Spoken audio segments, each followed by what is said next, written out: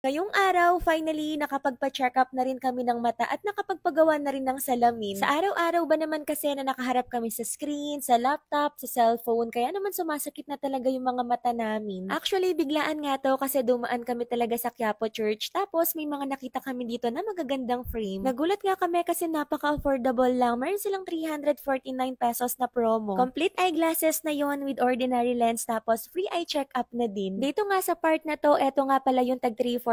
Magaganda na rin sila ha, in fairness. Hindi na kayo lugi kasi sobrang sulit na. Kung wala naman kayong matipuhan sa mga tag 349, meron namang tag 899 to 1,500. Bali yung 899 naka-promo lang din yon with ordinary lens. At kung gusto niyo naman ng anti-rad lens, kung madalas kayo sa cellphone, laptop, ayan, 1,500 lang yon with Korean frame na. Bali yung pinakamahal lang nila na frame dito, 2,000 hanggang 2,500 with lens at quality frame na din. Sa totoo lang, matagal na naming pinaplano to pero laging nauurong kasi nagtatanong lang kami lagi tapos hindi naman nabili or nagpapa-check up at gawa. Kaya ngayon wala nang atrasan to at alam nyo ba si Mr. Castro ngayon niya lang nalaman na may grado na din pala yung mata niya. Kaya minsan kapag ka nagda-drive siya ng gabi medyo nahihirapan siya. Hindi lang grado dahil meron din palang astigmatism yung mga mata niya. Kaya ayan pati siya nahihirapan na sa pagpili ng frame kasi lahat maganda. At dito nga pala kami guys nagpagawa ng mga salamin sa may Optical Clinic. Located nga pala sila sa may 653 Carriedo Street, Quiapo, Manila. At madali nga din palang mahanap to dahil ayan, katabi niya lang yung Jollibee. At meron nga din palang iPops Optical Clinic dyan sa tabi. At eto nga pala yung mga iilan sa frame nila na gustong gusto ko talaga at hindi ko tuloy alam kung anong pipiliin ko. Kaya kung magpapagawa talaga kayo ng salamin dito, marami talaga kayong choices tapos ang gaganda pa ng quality. Alam mo yon pang mall yung quality niya pero affordable. Sure ako kapag ka sa mall din kayo nagpagawa niyan, medyo mahal talaga. At etong dalawa nga yung natira sa mga pagpipilian ko, tignan nyo talagang gulong-gulo yung utak ko dyan. At sa huli, eto nga pala yung nagwagi. Talaga namang feeling ko bumagi siya sa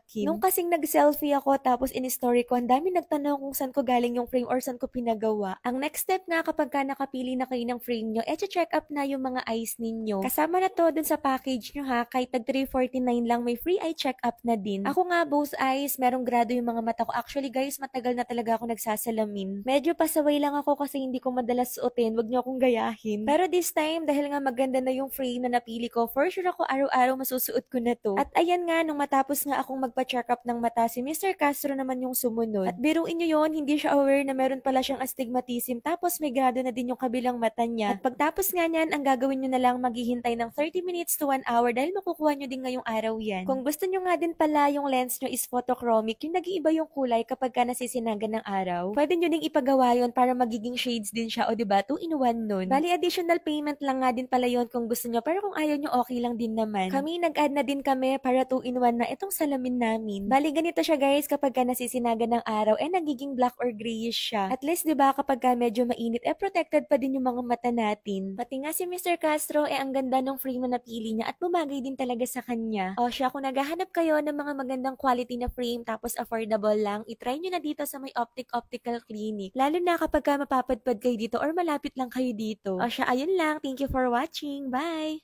Mwah!